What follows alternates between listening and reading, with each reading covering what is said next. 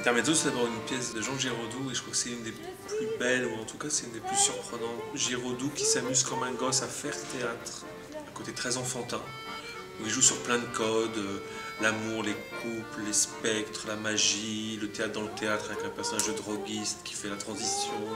Je n'ai absolument rien à faire. Je reste une minute pour la transition. De ce geste.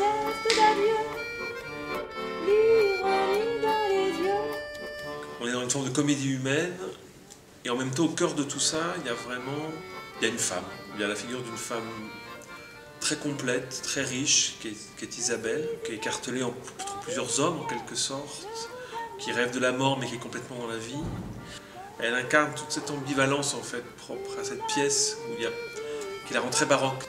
C'est ce danger qui nous décide à parler.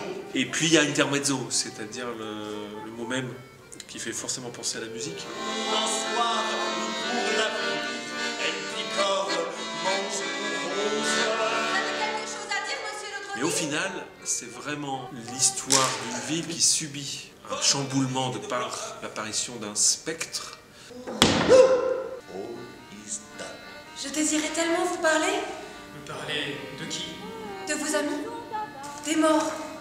Et il se trouve qu'au milieu de ce chamboulement, de ces gens plutôt qui veulent lutter contre ce spectre, il y en a une que ça intéresse, c'est Isabelle. C'est une pièce très féminine. Et c'est une pièce pleine d'humanité. Voilà.